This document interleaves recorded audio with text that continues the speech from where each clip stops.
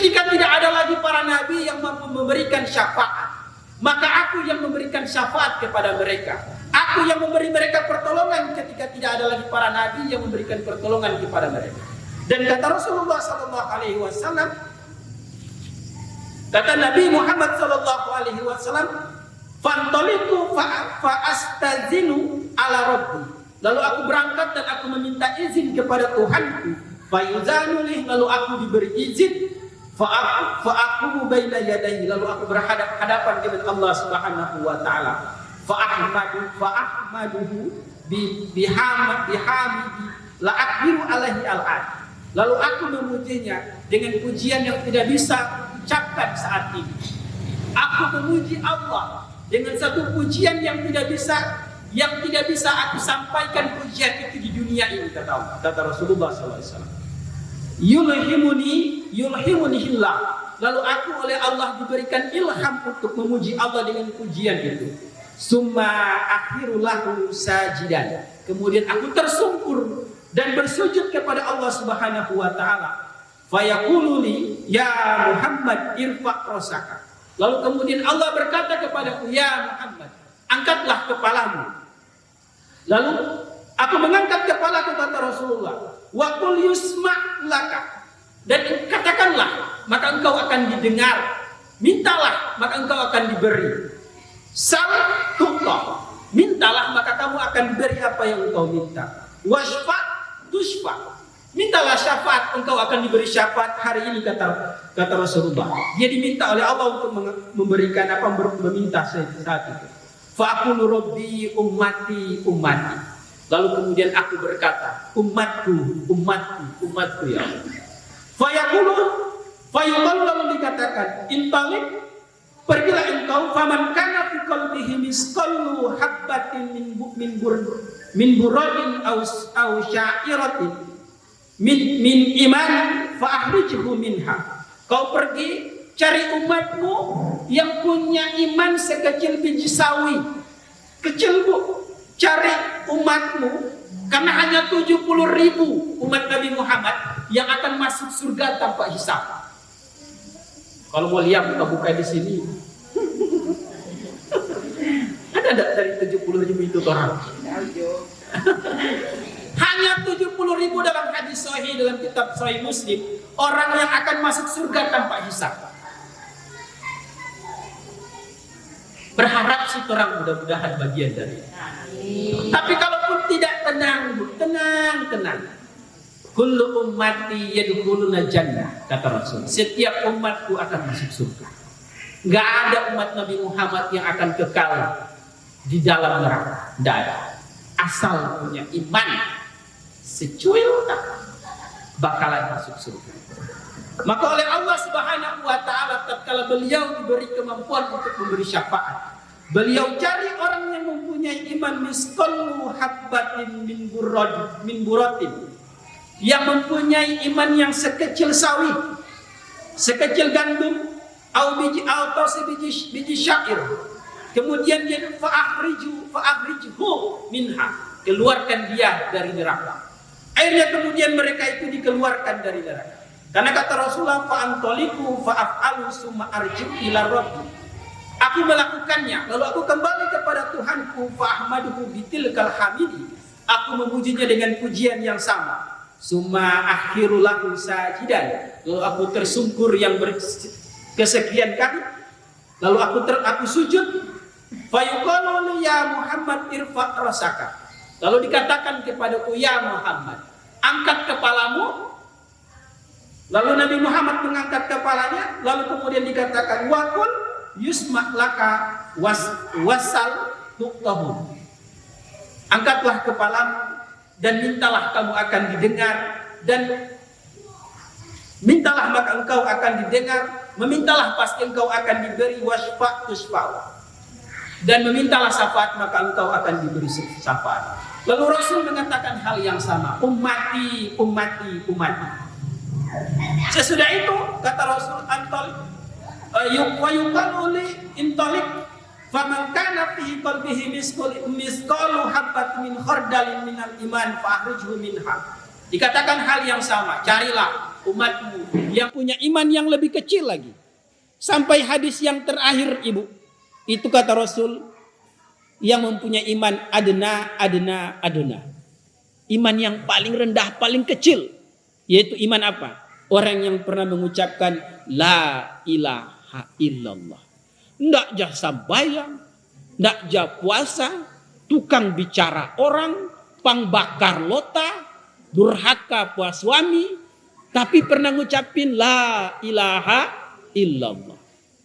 Dan dia kemudian diangkat dari neraka tersebut, diselamatkan dia. Oh, gosong ini bu.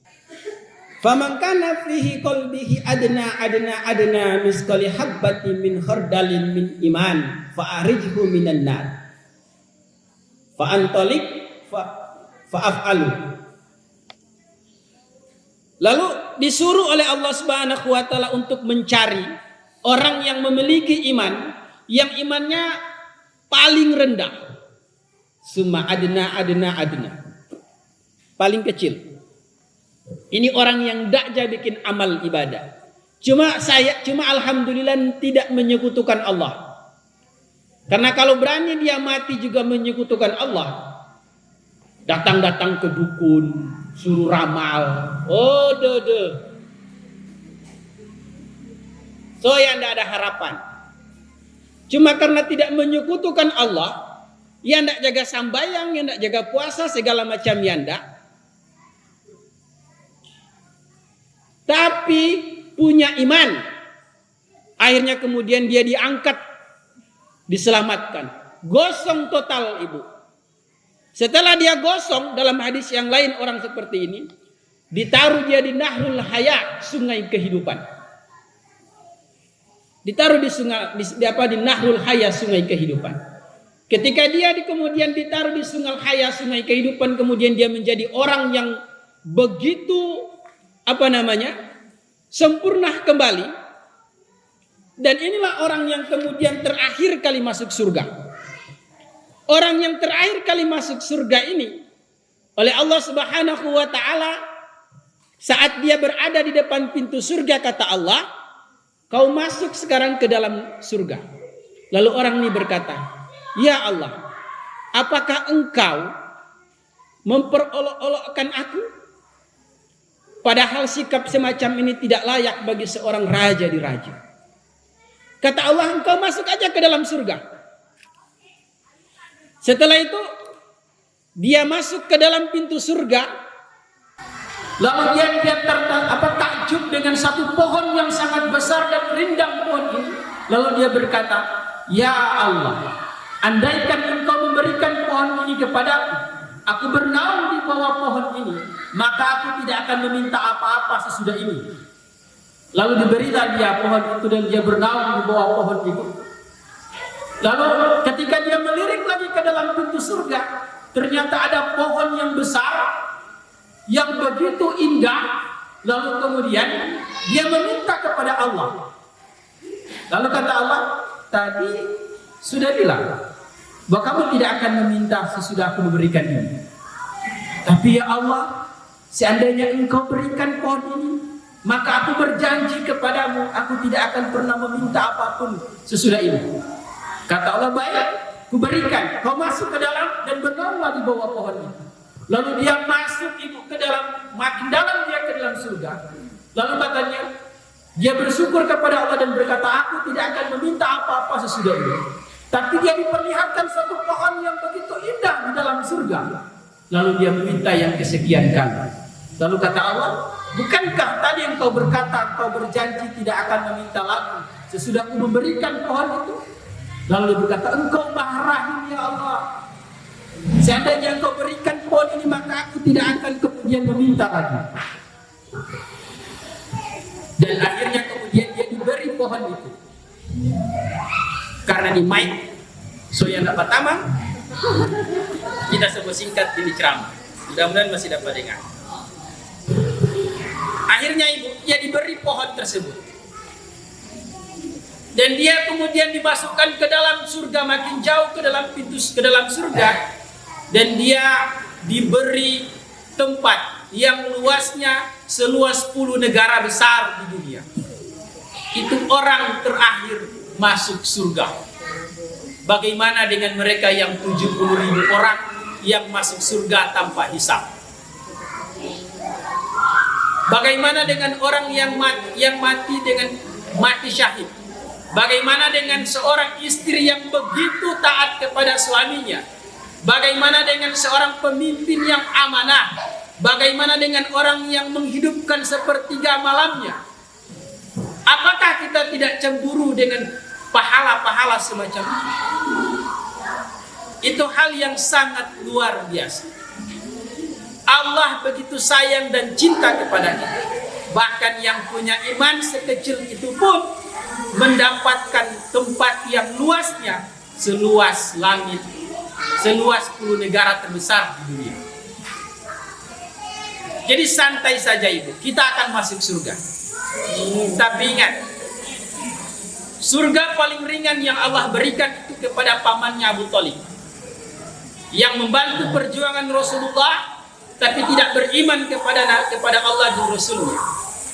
Dalam sebuah hadis yang sahih dalam kitab yang sama, yaitu kitab Sahih Muslim, maka paman Rasulullah SAW ini adalah manusia penghuni neraka yang sangat ringan, yang kalau kemudian api nerakanya diletakkan di telapak kaki, otaknya mendidih. So itu yang paling ringan. Tahang. Oh ibu-ibu buyat berat tahang sama itu. Ya? Itu siksa neraka yang paling ringan. Mulai besok majelis taklim itu mesti ramai. Sebab nggak ada orang yang bisa soleh dengan sendiri. Nggak ada. Tidak ada orang yang bisa soleh sendiri.